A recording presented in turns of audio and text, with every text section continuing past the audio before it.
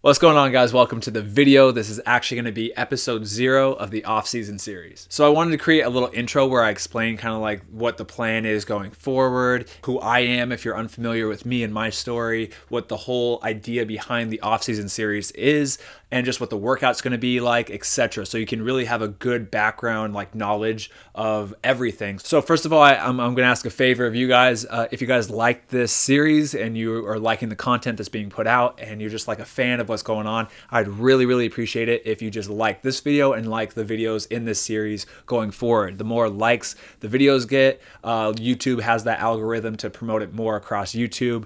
So the channel can grow, the series can grow, and it can just help reach more people. Secondly, if you're not subscribed and or you don't have post notifications, like you haven't hit the bell yet, I really ask you guys to do that, because then you can just stay up to date when the new videos come out. You can get a notification, so you can really just follow along with this off season, my workouts, everything. It's just going to make it like a lot better if you guys are up to date. Lastly, I'm going to try to do a very good job of showing all my workouts, all my training sessions, my full diet, my full life in this video series. I want to make it very raw and longer type videos, but everything that doesn't make it into the YouTube series, any extra workouts or any extra training sessions that don't actually can fit into a YouTube video, it's all going to be put on my Become Elite Instagram and my personal Instagram. So make sure that you guys are following both of those Instagram accounts so you guys can get like a really like unique look inside of everything that's going on with this series.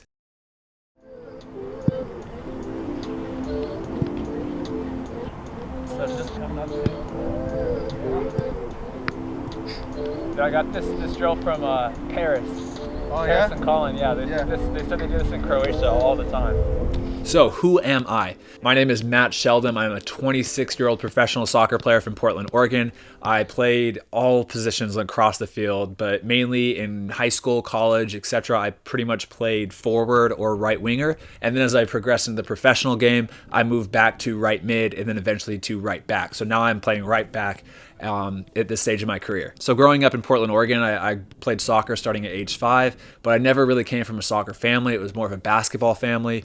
And because of this, I never really got the best skill development. I mean, my dad helped me tremendously throughout my career, coached me all the time, always did extra sessions, but he never played soccer. So it was hard to really get that, that player's perspective to really learn the skills and learn the movements and really learn the tactics behind the game. But despite that, he pushed me to become the best soccer player or best athlete I could become. And I just did so much extra work and extra training and extra workouts that over time I started to catch up and pass a lot of my peers. And then around age 17, 18, I really progressed from the B team around my club team to the A team of my club team. And then my A team started becoming one of the best in state. I went to my high school team, and then my senior year, I really had a breakout year of my high school.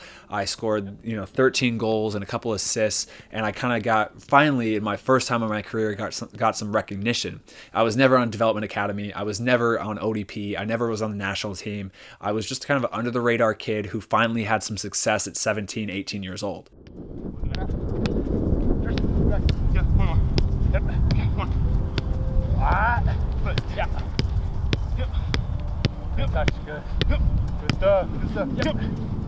Because of that success at my senior year of high school, I got recruited to play at Oregon State, Gonzaga, and UC Davis. And I ultimately decided to go down to UC Davis in California. I just liked the atmosphere of that college. I got a very good vibe from the coaches, and I just had a lot of fun when I visited for my official visit. I had a tremendous career in college. I came in my very first game, preseason game, and scored a hat trick. And pretty much from there on out, I got pushed in the starting lineup and played every single game of my collegiate career. I think I ended my career with about 17 goals and 5 assists, mainly playing striker and right winger. In the offseason of my junior year of college, once I was really starting to gain some success, I got recruited to play for the San Jose Earthquakes U23 team. This is just a semi-professional team that plays in the PDL, and I had a lot of success there as well. I became the leading goal scorer with 6 goals, again playing striker, and had a tremendous experience really seeing other players that had played pro or really are going to play pro from top universities around the country, and it really got me to gain confidence that I could go professional as well. So I went through my senior year, had a pretty good senior year, and decided to drop out of college, drop out of UC Davis, and try my luck jumping into the pro game. Yeah. Back, Justin. Yep. One. Back. Yeah, Matt. Yeah. Matt, you got Justin. Yeah. Back again. Hey. Yep. Back.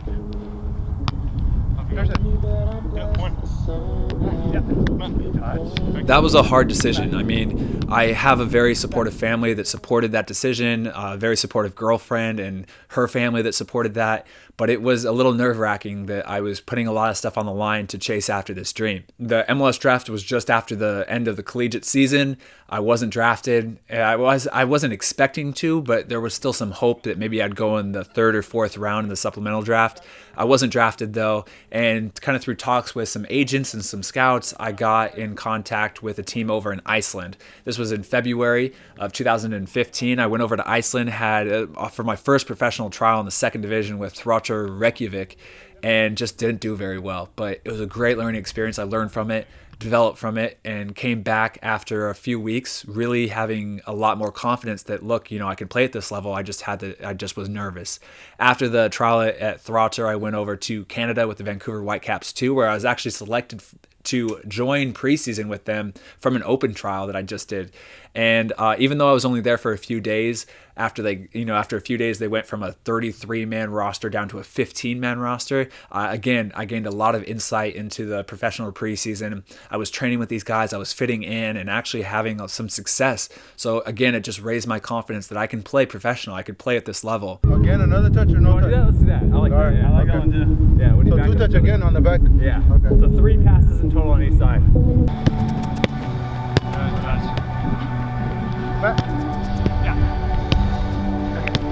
And as that 2015 USL season started to begin, I finally had an opportunity to come in for a 2-day trial at Sacramento Republic. That 2-day trial ultimately turned to a 2-week trial, and then ultimately to about a month trial. And then I was finally told by the head coach that although he saw potential in me, he couldn't offer a contract for that 2015 season. Sacramento Republic was right outside of UC Davis, or actually I should say UC Davis was right outside of Sacramento. So I talked to the coach and basically said that I asked if I could come in and train for the remainder of the season, develop, learn, and hopefully reach my potential while I continue to take some summer classes at Davis and just kind of live there.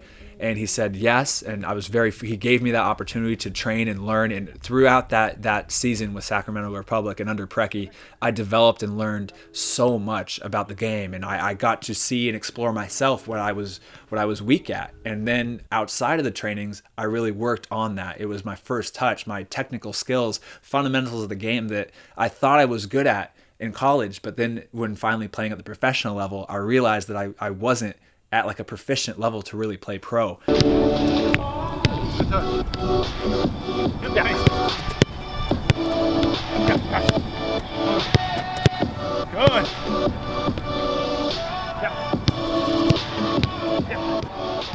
After the 2015 USL season, I had an opportunity to go over to Germany, where Marcus, one of my friends, close friends, and kind of like scout/agent, kind of helped me go over there and get these trials with 4th and 5th division teams to kind of like test myself and see what the football was like over in Germany. I went on trial with teams like SG Rot-Weiss Frankfurt, FK Pirmasens, TSV Schott Mainz, Blau-Gelb Marburg, SC Teutonia Watzenborn, and I just had really good feedback from all these coaches. They were telling me that I was at the level. They wanted to sign me, but they just couldn't either give me sufficient money to live, a place to stay, or help with my visa. I needed a team that was going to do all of those things as I was a foreigner coming into Germany. Finally, with SC Teutonia Watzenborn, Right when we were going into the 2016 year, they offered me a contract that was a livable wage. They offered me a place to stay, and they said they could help get me a residency visa or work visa where I could stay in Germany for the remainder of the season and even into next year. The 4th division is kind of like a semi-pro level, but I was offered pretty much a pro contract. And I was so excited. I finally had broken into the pro game, and then right before I was about to sign it, they backed out. The sponsor said that he didn't want to add any other players to the roster, and just like that, a contract was literally right in front of me. I was going to sign it that weekend, and it was pulled away. Yes, sir. One touch. Back. Yeah. Well done. That was good.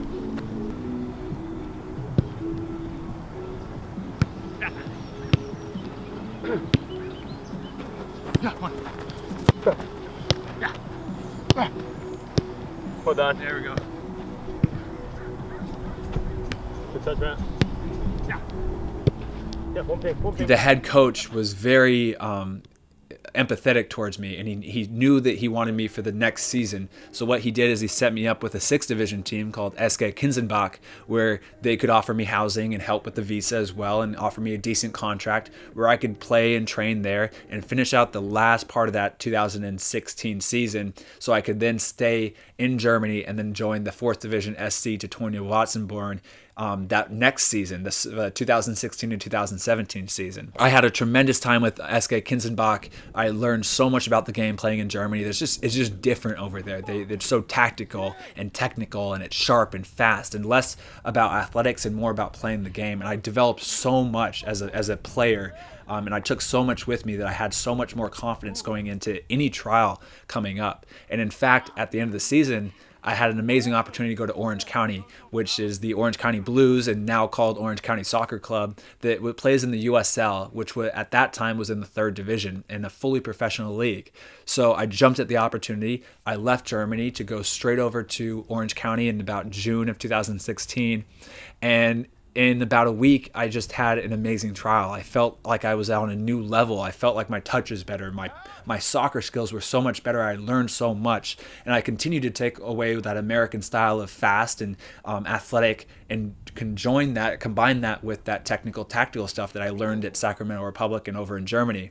And within a week, I was signed to Orange County Blues with my first fully professional contract, and finished out the season all the way through November, with just an amazing season, one of my best seasons I've ever had. I played in every game, I started every single game, and because of that successful season, I was scouted by my former coach at Sacramento Republic, Preki, who just got a new job at St. Louis FC, again in the same league, the USL. I signed the contract to play at St. Louis FC, and then as right before the season started, news broke out that the USL was actually promoted up to the 2nd division of professional soccer in the US. So now it would go MLS, USL, which actually would be on the same level as the NASL with 2 2nd division leagues in America.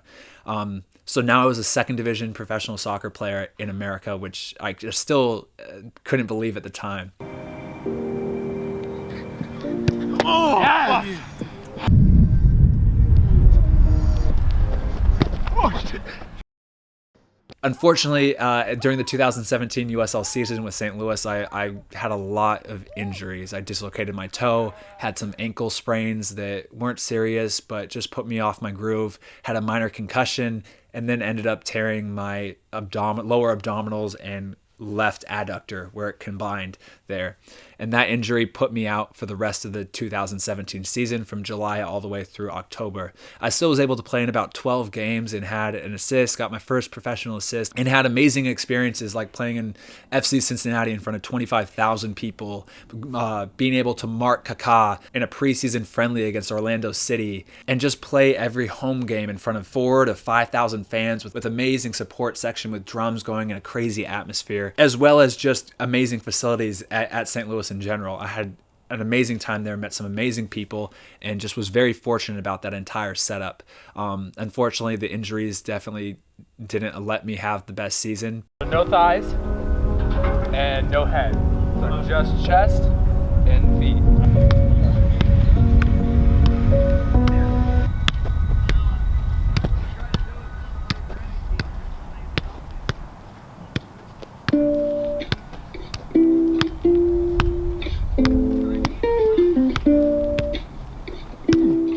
That injury that I sustained, the left adductor / lower abdominal injury, at first wasn't supposed to be that bad. I was given a 10 to 14 day recovery timeline, but I just wasn't improving despite doing all types of therapy, physical therapy, rehab, tons of ultrasound, injections, steroid injections, everything. Nothing was really helping it. And after a few MRIs, it was determined that I needed surgery in my lower abdominals to repair a sports hernia.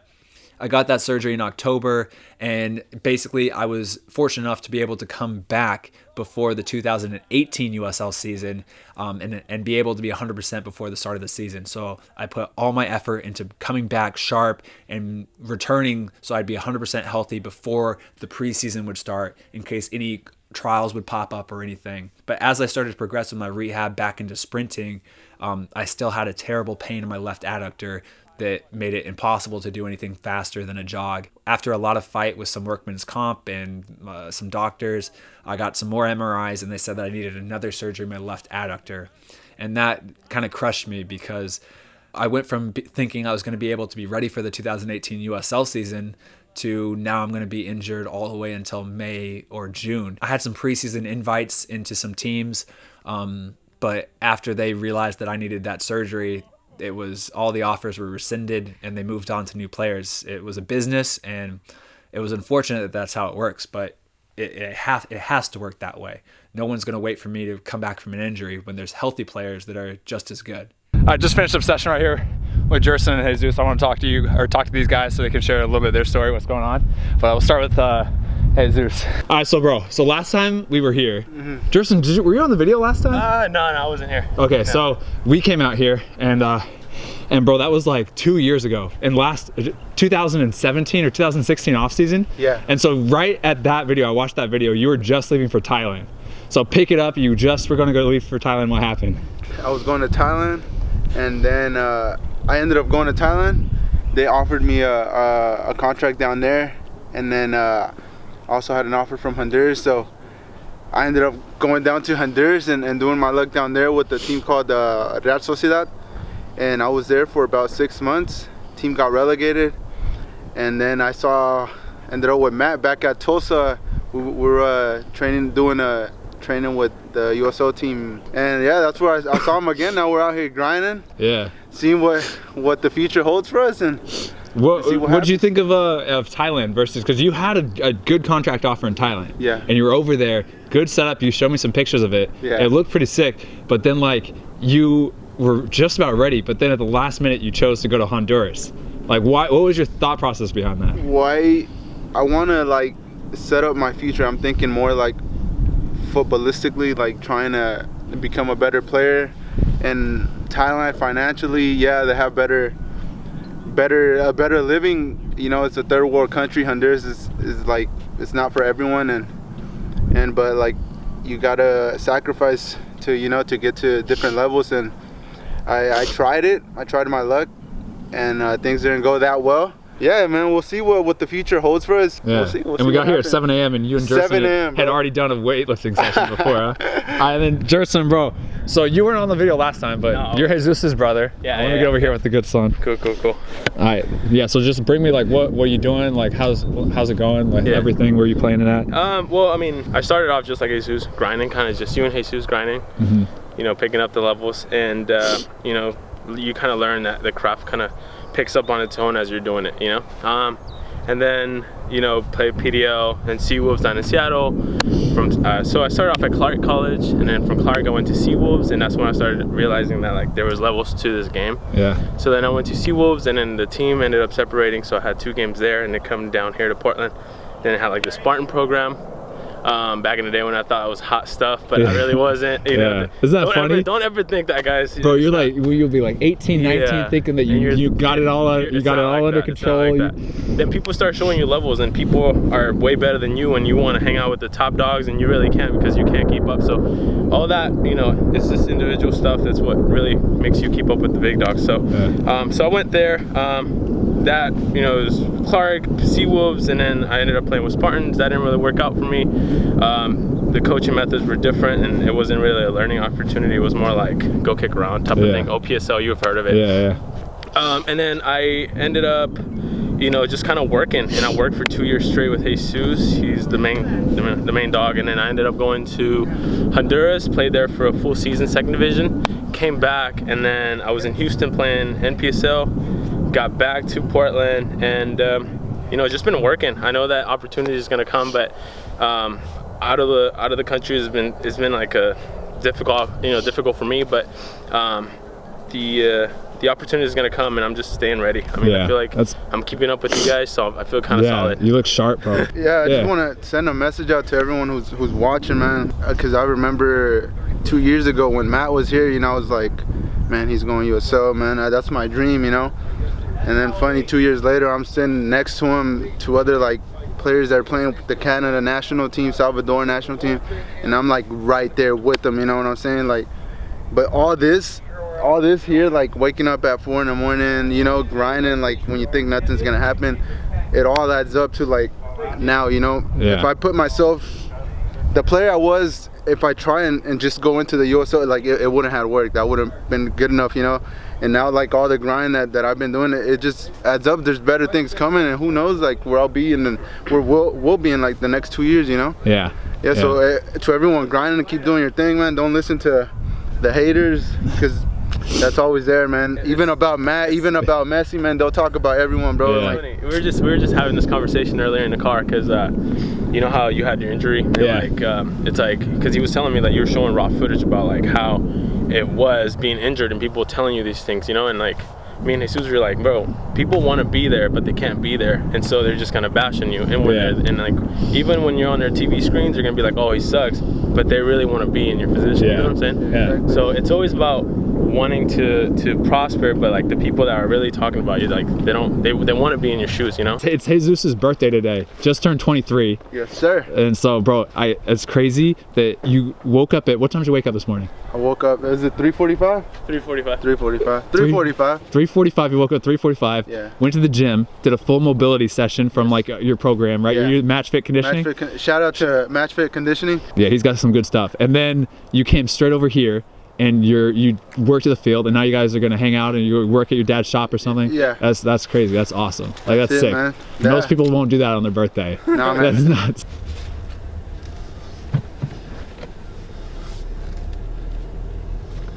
Amazingly, a few weeks after my surgery, I got in contact with a team in New Zealand that plays in the Winter League that just got promoted up to the Central League, called Waterside Karori AFC.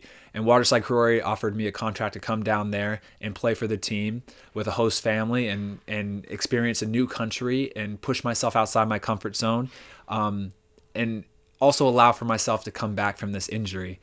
I immediately jumped on it because I knew that not only would I have this incredibly unique opportunity to travel down to New Zealand, a country that I didn't think I'd ever be able to travel to, and explore this amazing place in a country where they spoke English, but also have a team that would allow me to continue to play and rehab back up to 100%. And we kind of were using each other. They wanted to use me to really help solidify their defense so they could stay up in the Central League since they were recently promoted. And I was kind of using them so that I could bounce back, use this team as a stepping stone to really catch my footing and progress back into the USL or an equivalent league. The rehab process was rough. I mean, if you talk to my host family, talk to Mike or Tyler or Fran about what happened, a lot of stuff just didn't go exactly according to plan.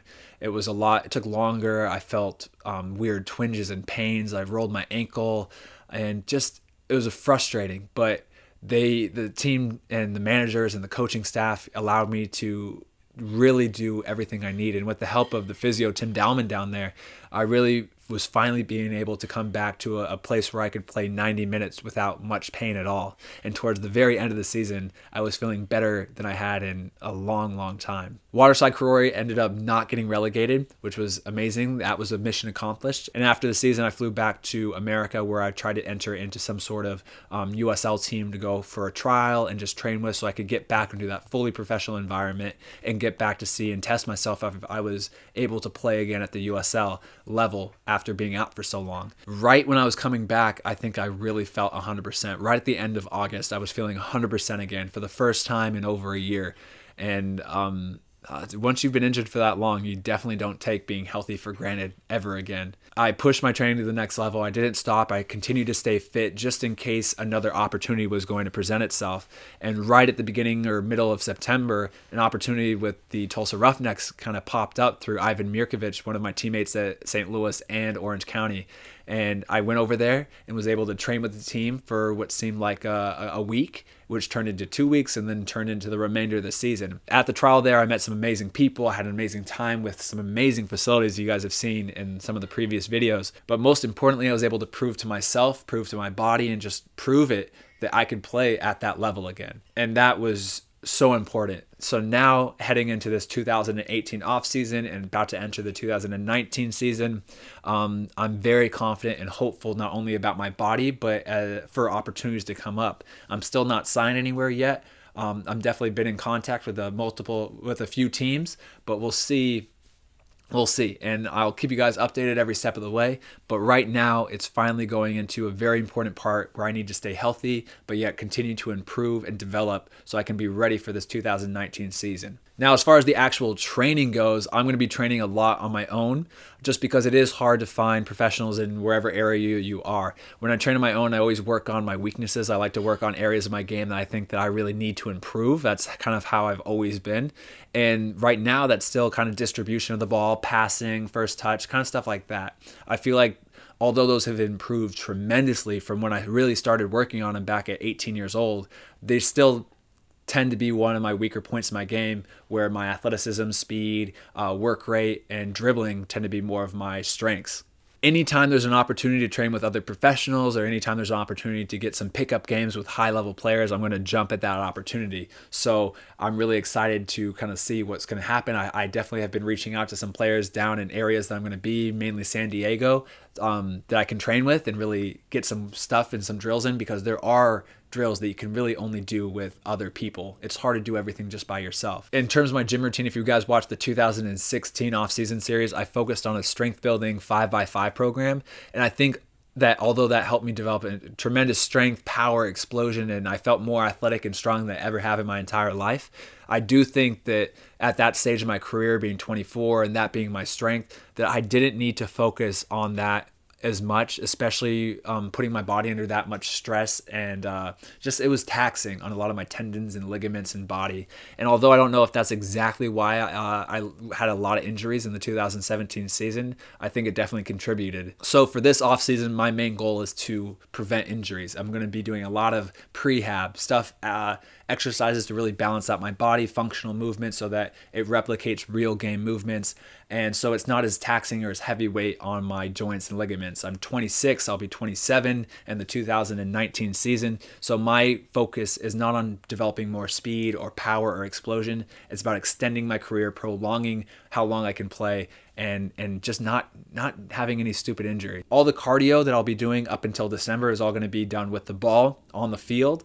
And then once I kind of progress into December and January, when there's about 4 or 5 weeks left before the start of preseason, I'll start implementing more HIIT training, more cardio sessions to really ramp up my fitness before heading into preseason. I found that 4 or 5 weeks is pretty much the perfect amount of time where I can go from moderately fit, decently fit for offseason, to preseason ready. In terms of my diet and my weight, I'm 165 pounds. And to be 100% honest, I've kind of found after a lot of experimentation at different body weights, is down as low as 155 pounds and up as high as 180 pounds, that my favorite kind of playing weight is between 165 and 170. And since I'm already kind of in that range, I'm not going to be trying to consume more food to gain weight, or in a deficit to lose weight. I'm pretty much going to be just intuitively eating and tracking my weight to try to stay in that 165 to 170 range. If I drop below it or go above it, I'll just adjust my diet. I will be kind of monitoring my protein intake, because I think that's incredibly important to recover after all the stress and work that I put my body through.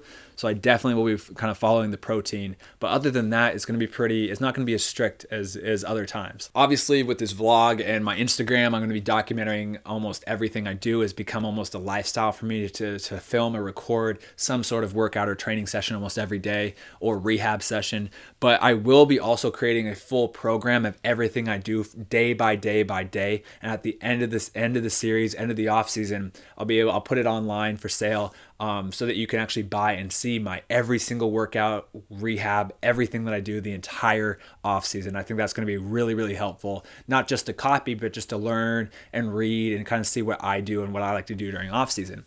Now, for those that don't want to buy it, I completely understand. Again, my YouTube channel, Instagrams are all free. I show pretty much all these workouts. That program is just if you want it in one like nicely put out document. I'll also be giving a free program that you can get online on my website, and that's just going to be my gym routine for the next 6 weeks. So if you want that right now, the link's in the description, 100% free. Go to my website, download that. That's going to be my gym routine, 6 days a week. You guys can just get it, download it, and see what that general program looks like. And then if you want to support me, you want to get the program at the end, yeah, I'll probably put it up for, I don't know, $30 or something like that. I'll figure it out. But this program is a way for you to kind of get your foot in the door, see what my programs look like, as well as just a thank you to all of the support you guys have given me. So yeah, it's free. Anyway, that's who I am. That's what the series is going to be about. So I hope you guys get a better idea just going forward from that. If you have any other questions, I'll answer all the questions that you guys have. That's a little dangerous. I'll answer the big questions in the comment section below. So comment anything that I might have missed or any other questions you have. Really, thank you for sticking through. This is a longer type video, so I appreciate you guys really grinding it out, sticking it out, going through. I don't even know how long this video is. But yeah, I'm really, really looking forward to it. My body, for the first time in a very, very long time, has felt 100%.